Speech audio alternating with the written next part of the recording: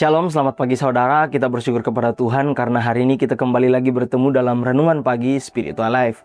Pagi hari ini kita akan kembali merenungkan firman Tuhan dalam Imamat pasal 2 ayat 14 sampai ayat yang ke-16 dengan judul Persembahan yang Kudus Bukan Sekedar Baik. Saya akan membacakan firman Tuhan bagi kita semua. Demikian firman Tuhan. Jika engkau mempersembahkan kurban sajian dari buah sulung kepada Tuhan, haruslah engkau mempersembahkan bulir gandum yang dipanggang di atas api, gandum baru yang ditumbuk sebagai kurban sajian dari buah sulung. Haruslah kau bubuhi minyak dan kau taruh kemenyan di atasnya, itulah kurban sajian. Imam harus membakarnya sebagai bagian peringatan dari gandum yang ditumbuk itu, minyaknya serta seluruh kemenyannya sebagai kurban oleh api bagi Tuhan. Saudara yang terkasih, dalam Imamat pasal 2 ayat 14 sampai yang ke-16, Tuhan memberikan ketentuan mengenai persembahan hasil pertama dari gandum. Persembahan ini tidak diberikan dalam bentuk mentah, melainkan gandum muda yang harus digongseng di atas api, kemudian ditumbuk menjadi butiran halus.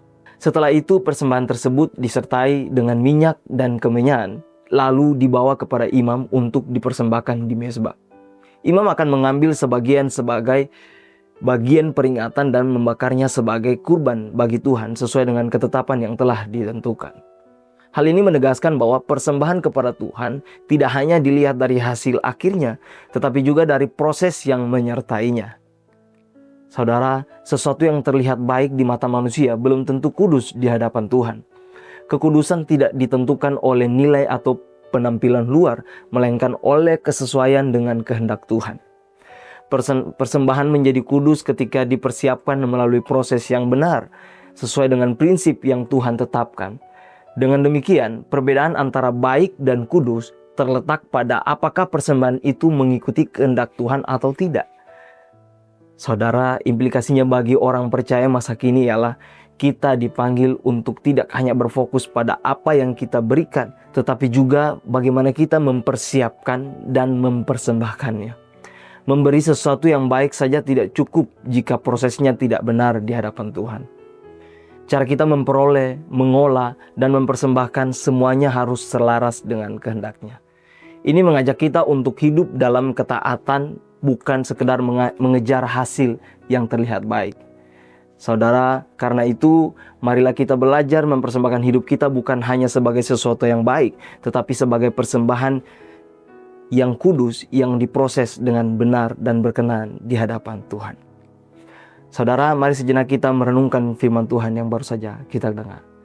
Saudara, apakah cara kita mempersiapkan dan memberi kepada Tuhan sudah sesuai dengan prinsip yang benar? Kiranya Tuhan membentuk hati kita untuk setia dalam setiap proses agar persembahan kita menjadi kudus.